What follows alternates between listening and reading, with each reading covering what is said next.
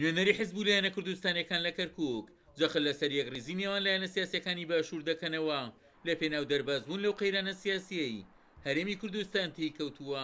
ئێمە پێمان باشە ڕێکەوتنی یەکەم لە ناوخۆی هەرێمی کوردستان و لە دەستی حکوومەتتی هەرێمی کوردستان چارەسەرکرا، بەڵام جێگەی داخە تا ئێستا ئێوە خۆتانە بزانن حکوومەتتی هەرێمی کوردستان هیچ هەنگاوێکی جددی نەدراوە بۆ چارەسەرکردنی بە تایبەت بارودۆخی ئابووری و سیاسیش لە هەرێمی کوردستان. ئەگەر بەرنامجێکی جددی و نیەت پاچێکی ڕاستەقینە هەبێ بۆ چارەسەرکردنی کێشەکانی هەرێمی کوردستان، ئێمە پێمان وایە لایەنە سیاسیەکان پێویستە هەموو بە یەکەوە چارەسەر ئەم کێشەیە بکەن، بەڵام جێگەی داخە تا ئەم هەنگاوەی کە ئێستا ئەیبینین هەنگاوی جددیمان نەبینی. لایەنە سیاسیەکان ئەگە بە ڕوحێتێکی ڕێک و پێک و بە ڕوحێتێکی کوردایەتی بە ئیمان بۆی کەوا ئێمە بچینە سەر ئەوەی سازدانێکی ڕاستەقینە بکەین، بگەینەوەی کێشەکانی خۆمان جێبەجێکەین و یەک ڕیزی خۆمان دووبارە بپارێزینەوە، ئەوە خۆمانە بێ بیکەین. بەغا ناتوانێت بۆمانی بکەین، لەبۆی ئەگە ئەو چارەسەریانەش بکرێ، ئەو چارەسەریانە چارەسەری کاتیە بێ، چارەسەری کاتیش مەرحەلەیەکە و کۆتایی دێ.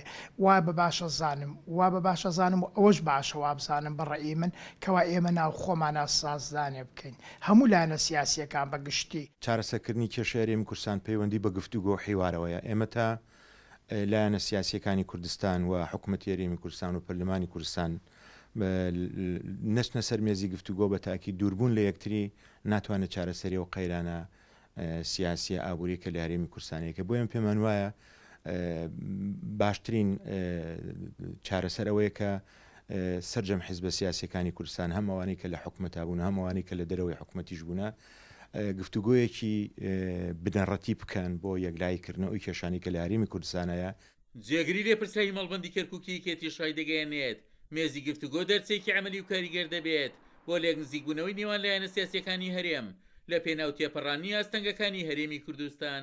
من پێم وایە ئێستاش ئەبێ حیزب و لایەنە سیاسیەکان لە کوردستان لەسەر مێزی دیالۆگ دانیشن، سەبەبەکەشی ئەوەی ئەگەڕێنمەوە بۆ ئەوەی ئەگەر ئێمە ئەو کێشانە لە کوردستان چارەسەر نەکەین، ئەو کاتە بە شکڵێک لە دەستمانە ترازێ بۆمان چارەسەر ناکرێ و پێویست بۆ ئەکە حیزب و لایەنە سیاسیەکانی شەندێ لە مەتالیبەکانی خۆیان بێنە خوارەوە، نەکرد ئەوەی هەر حیزب و لایەنیشی سیاسی بێ مەتالیبەکەی لەسەر میلەتەکەش فەرز بکە و لەسەر ئەحزابی سیاسی لایەنی بەرامبەریش فەرزکە، بەڵکو پێویست بۆ ئەکە زمانی دیالۆگ زۆرتر بەکاربێن و ئەگەر تۆ داوای هەر بابەتێکەکەی بێ لەسەر مێزەکە دانیشی گۆ بکەی ئەگەیتە حەلێک، بەڵام بەم حاڵی کە ئێستا دوور بن لە یەکتری دانەنیشن چارەسەرەکە ئاسان نییە. چاودێرانی سیاسیش لە کەرکووک ڕایدەگەیەنێن دۆزینەوەی چارەسەرێکی بنەڕەتی بۆ کێشە سیاسیەکانی هەرێم لە ناوخۆی هەرێمی کوردستاندا باشترە لەوەی کە پەنا بۆ لایەنی سێم ببرێت، بە تایبەت کە بەغدا خۆشی ژیرۆدەی جۆرە کێشەی سیاسی و ئەمنی و داراییە.